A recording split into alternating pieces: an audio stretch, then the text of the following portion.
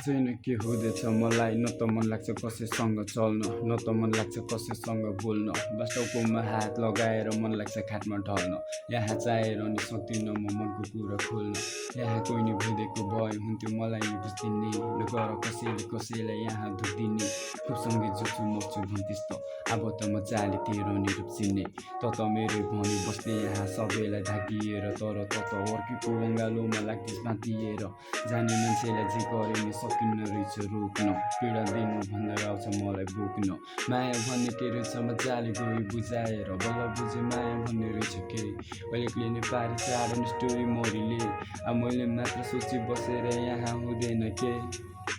यादले तिम्रो बौला जस्तो भएको थिए त्यो माथि खप्परमा ठक्कर हान्दैछ जिन्दगीले हेर डाँडा काट्दैछ मेरो उमेरले अब फर्किआउने छैन रास मरिसक्यो सबै तमाथिको विश्वास भएको थिए यो जुगो लास तर बुझेँ मैले जिन्दगी भन्ने यो होइन सबै रहेछ बकवास अनि सिकेँ मैले नि एक्लै हाँस्नु आफ्नो आँखाको आँसुलाई लुकाए मनलाई बुझाए लामा सास लिएर मात्र राखेको रहेछस् मलाई एक दुई दिन पाउन पर्यो आफ्नो मनमा पास दिएर अझै नि फुकाउन सकेको छैन तैँले बनेको मेरो मनको काँठो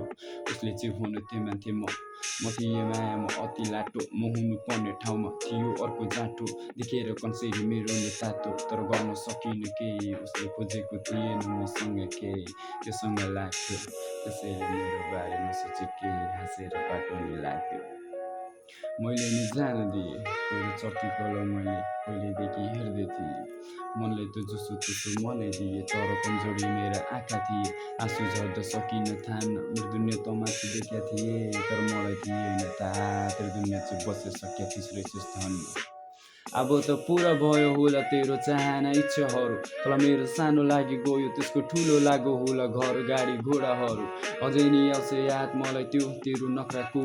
कति त बलि चढिसक्यो होला तेरो मायामा म पनि बलि चढिसकेकै बक्रा हो मन त अब मेरो पनि खोक्ला भो बोलाई सुन भनी लगिहालिस् धेरै चोरी फुरी नदेखा पनि बलि चढिसकेको बक्रा हुन्छस् बस समयलाई पक्रा ब्रो अनि के छ त हालचाल मेरो एक्स तेरो क्षमाको मैले छाडिदिए रानी परे राजा म नर्काको लगिस् तैले रानी परिस् राजा त स्वर्गको झुठै त खानु पुगिस् राजा पनि के भन्नु तँलाई स्वर्गको गल्ती होइन कसैको नि खेलो समय चक्रको कतिलाई त सुनेर मेरो कुरा जोग लाग्यो मलाई छाडी लाग्दियो नि